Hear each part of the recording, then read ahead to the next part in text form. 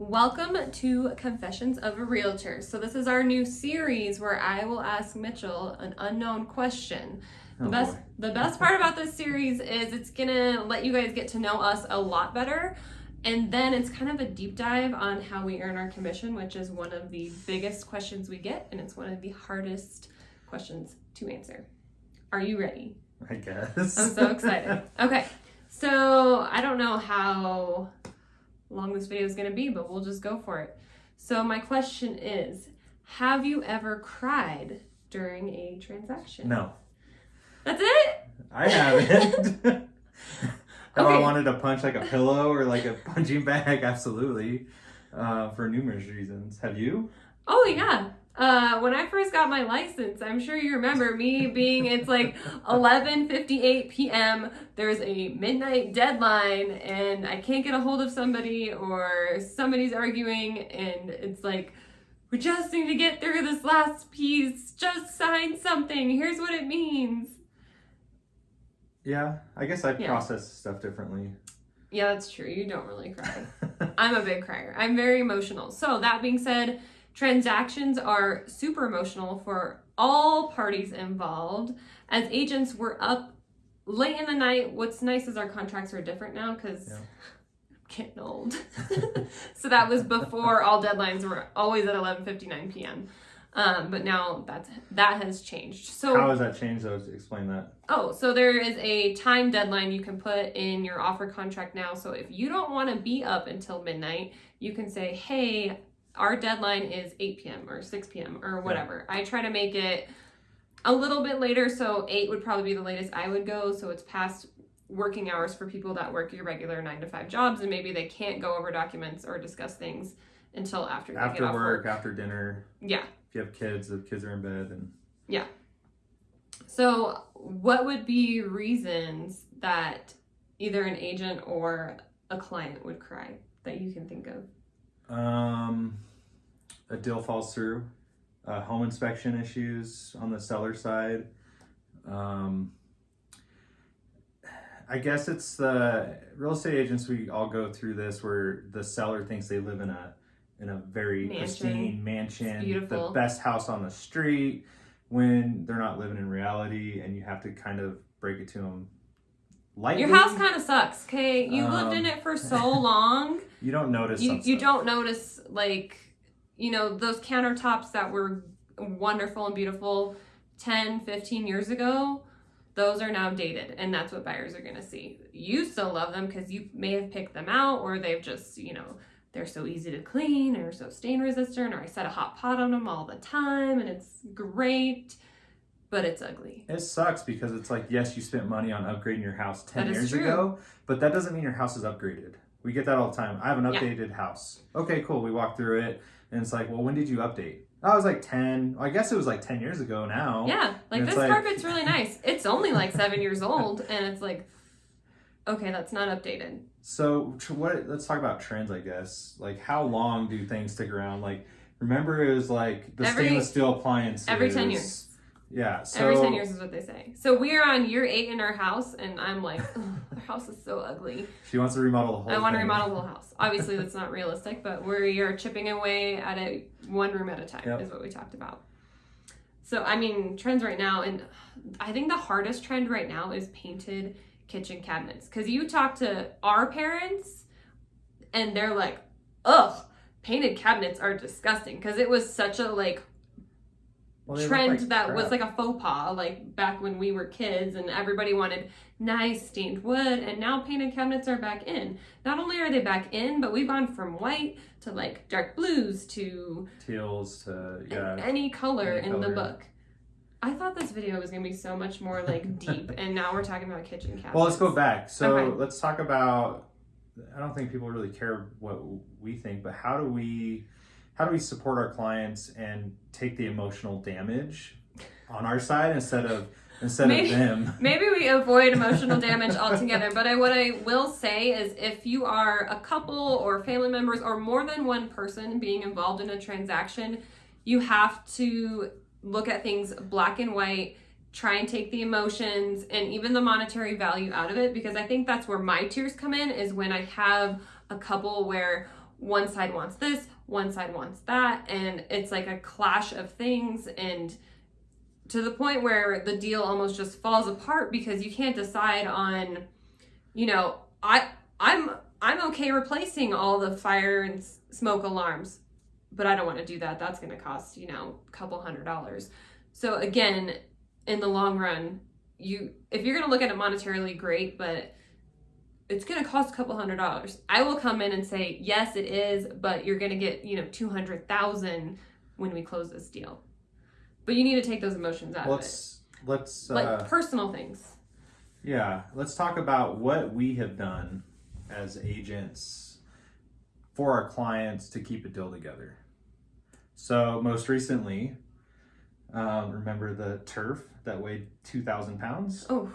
So we got a call the day before closing, and it's like, hey, we want your client to pick up all this stuff in the backyard. It's been there the whole time, and they should have told us this well before. Mm-hmm. Our client was busy. He's going out of town for Christmas. Guess who? Basically, we were voluntold. Oh, no, we weren't. If we wanted to keep the deal and everybody happy on both sides, what we ended up doing as agents is we went down there, down to the Springs, and we picked up the trash in the backyard and disposed of it with our disposal. It wasn't just trash. Like, it wasn't like a garbage bag full of like dirty Kleenexes. It was old turf, and it wasn't the whole backyard. It was small. It was like a spot for like like a dog or whatever. Pets. But it was so heavy. It was like compacted with dirt. Mitchell was wondering what I was doing because I couldn't drag it by myself. Like, it was really heavy. And then there was an old like corner cabinet in the backyard. Yeah, that's not trendy.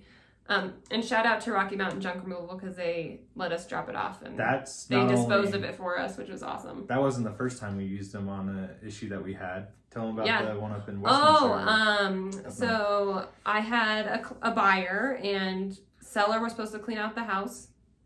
It was a rental, so there was a lot of stuff. Again, there's probably like 3 stoves in the backyard, just a lot of stuff. Appliances, washers, dryers. And the seller obviously wasn't going to do that. He was leaning on the renters to do that.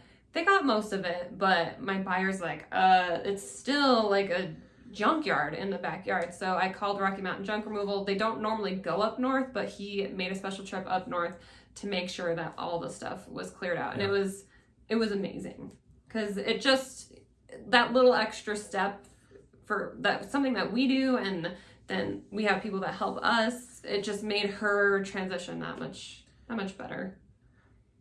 So it didn't really add cost to them. We covered that. Yeah, we covered the cost of the junk removal. Kept the deal together. What's some other ones? Oh, Gilbert House. How much time did you spend there? Should you name names? How much time did you spend there painting? And it was the same thing. We're a lot of junk removal, painting, getting the house ready. Yeah. Let's just say that some people struggle to get their house ready.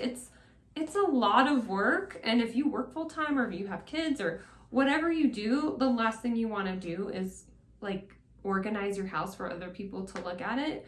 But it was literally down to the wire. We were having an open house, and I was like filling boxes and like shoving them in the garage. But I replaced the toilet seat because the toilet seat had like marks on it, and it's just old. But so I can replace the toilet seat. I painted the entire bathroom.